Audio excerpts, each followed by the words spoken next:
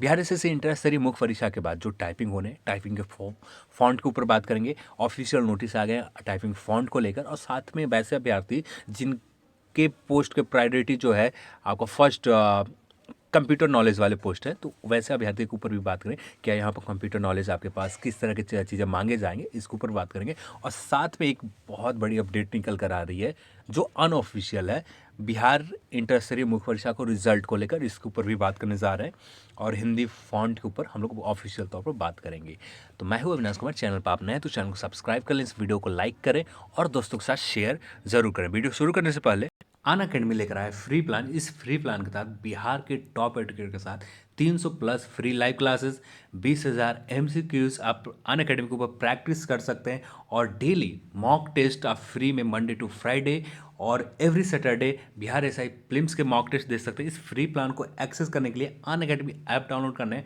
App download करने के बाद आपको अपना गोल सेलेक्ट करना है, बीपीएससी सेलेक्ट करने के बाद ये मेरा रेफरल कोड ED10 इस्तेमाल करने, इसके बाद इस फ्री प्लान को आप अनलॉक कर सकते हैं। अनअकैडमी फ्री प्लान के अलावा आप प्लस प्लान को इनरोल करते हैं तो आपको जो कोर्सेज हैं, ये कोर्सेज समय पर पूरे किए जाते हैं। 20,000 क्वेश्चन बैंक डेली प्रैक्टिस कर सकते हैं।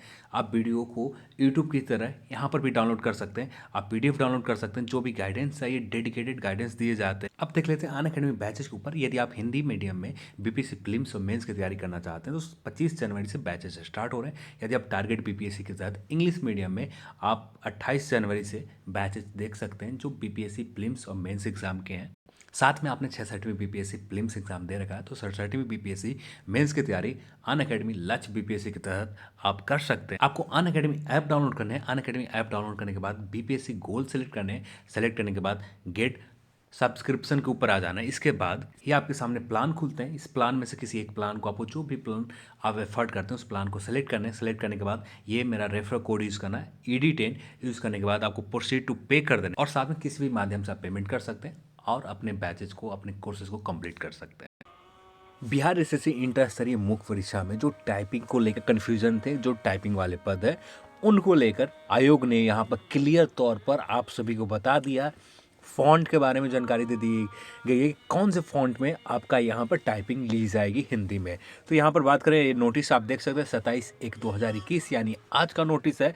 विज्ञापन संख्या आप लोग देख सकते हैं 060601114, जो इंटर स्तरीय, प्रथम इंटर स्तरीय संयुक्त मुख्य प्रतियोगिता परीक्षा 2014 में सम्मिलित वैसे अभ्यर्थी जिन्होंने अंशुलिपिक टंकन की योग्यता वाले पदों पर अपनी प्राथमिकता विकल्प अंकित किया, यानी जो फर्स्ट विकल्प जो है, प्राथमिक पद जो है टाइपिंग वाले पोस्ट है, वैसे पोस्ट के लिए यहाँ सूचित किया जाता है कि टंकन जांच की परीक्षा केवल मंगल फॉन्ट में, एक फॉन्ट है जो आप कंप्यूटर ओपन करें तो, या इस फॉन्ट को आप जानने के लिए गूगल पर भी सर्च करेंगे तो मंगल फॉन्ट, तो वहाँ पर भी आपको जानकारी प्राप्त हो जाएगी। मंगल फॉन्ट तो एक हिंदी फॉन्ट है जो देवनागरी लिपि में ही ये फॉन्ट है,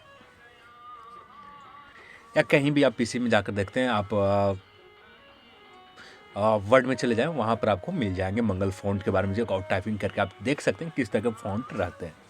अभ्यर्थियों को निर्देश दिया जाता है कि टंकन जांच परीक्षा हेतु मंगल फॉन्ट में टंकन के लिए तैयार रहें। तो यहाँ पर पूरे क्लियर तौर पर कहा गया कि आप मंगल फॉन्ट में टाइपिंग के लिए आप पूरी तरह से तैयार हैं। जैसे कुछ कमेंट मैंने देखा था अभ्यर्थियों को जब कट ऑफ पर, तो यहाँ पर आप इससे श्योर हो जाएं कि यहाँ पर रिजल्ट 2 गुना के आसपास या 1.5 गुना के आसपास, 2 गुना से ज़्यादा दिए जाएंगे। टाइपिंग वाले पोस्ट में भी 3 से 4 गुना के आसपास रिजल्ट दिया जाएगा, क्योंकि यहाँ पर टाइपिंग वाले फॉन्ट में भी बहुत सारे ऐसे अभ्यर्थी होंगे जो यहाँ पर डिस्क्वालीफाई होंगे। तो उसके बाद तो यहाँ पर लंबे एक रिज़ल्ट के जो नंबर होंगे, बहुत ज़्यादा नंबर दिए जाएंगे। तो यहाँ पर उम्मीद कर सकते हैं कि आप जो कट ऑफ चल रहे हैं यूट्यूब के ऊपर, उससे कुछ कम मानकर ही आप चल सकते हैं, क्योंकि यहाँ पर भी रिज़ल्ट अच्छे खासे दिए जाएंगे। टाइपिंग वाले पोस्ट पर भी, जैसे फिजिकल वाले पोस्ट के ऊपर अच्छे खासे रिजल्ट दिए जाएंगे। और जैसे आपने देखा होगा कुछ पोस्ट हैं जो किसी भी प्रकार के टाइपिंग नहीं है, किसी भी प्रकार के कुछ नहीं है, वहाँ पर सिंपल तौर पर जितने पोस्ट हैं, जितने पद है, उतने पद रिजल्ट दिए जाएंगे आयोग के द्वारा। हाँ, वैसे अभ्यर्थी जिनका कंप्यूटर के बारे में नॉलेज के बारे में, तो जितने भी अभ्यर्थी उनके पास भी सर्टिफिकेट होना ज़रूरी है। जो बेसिक कंप्यूटर का ज्ञान आपके पास है उसका सर्टिफिकेट होना आपके पास ज़रूरी है, और उसको जांच भी ली जाएगी। आप MS के बारे में क्या जानते हैं, आप कुछ बेसिक जो चीज़ें हैं कंप्यूटर में जहाँ पर आपको काम करने के लिए दिया जाएगा। कंप्यूटर को ऑन ऑफ करने के लिए आपको जानकारी होनी चाहिए। बस इतना ही बेसिक इन्फॉर्मेशन आपको पता होना चाहिए। एमएस ऑफिस के बारे में पता होना चाहिए, एमएस ऑफिस में काम कैसे किए जाते हैं ये पता होना चाहिए। कुछ टैली के बारे में यहाँ पर कुछ ऑफिशियल तौर पर मेंशन तो नहीं है टैली के बारे में आपको पता होना चाहिए या नहीं, पर फिर भी कम से कम आपको एमएस ऑफिस के बारे में जानकारी आपको होनी चाहिए। और इसके लिए आपके पास सर्टिफिकेट भी होना चाहिए, क्योंकि आयोग आने वाले जब डॉक्यूमेंट वेरिफिकेशन किए जाएंगे, वहाँ पर काउंसलिंग किए जाएंगे, वहाँ पर आपसे ये सारी चीज़ें मांगे जाएंगे, क्योंकि आप तैयार रहें। और यहाँ पर मेंशन किया गया है कि आपके पास कंप्यूटर नॉलेज होनी चाहिए, क्योंकि आप वैसे अभ्यर्थी को तो आप देखें तो 6 साल ऐसे हो गए। एक स्पेशल ट्रेनिंग तो टाइपिंग के लिए एमएस ऑफिस आपको सिखाने के लिए समय नहीं दी जाएगी, क्योंकि आयोग ने क्लियर तौर पर पहले ही कहा है कि आपके पास टाइपिंग होनी चाहिए, तभी जाकर कंप्यूटर नॉलेज होनी चाहिए, तभी आप उस पोस्ट को भर सकते हैं।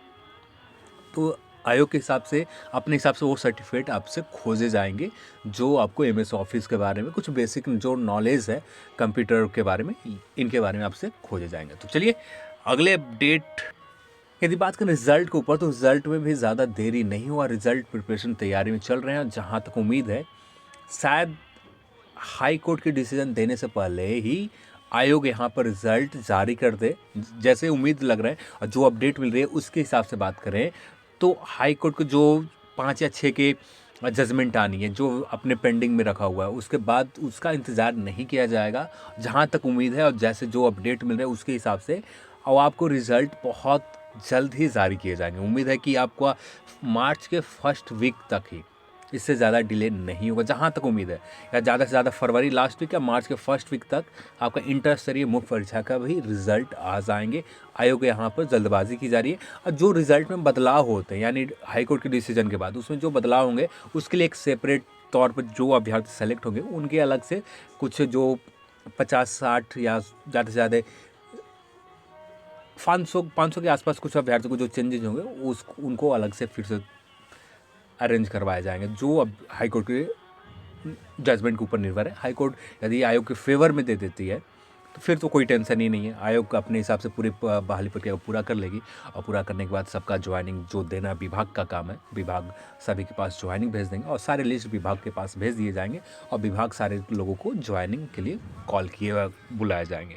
तो चलिए आज की इस वीडियो में इतना ही, और इस वीडियो को देखने के लिए आप सभी को बहुत बहुत धन्यवाद। जय हिंद।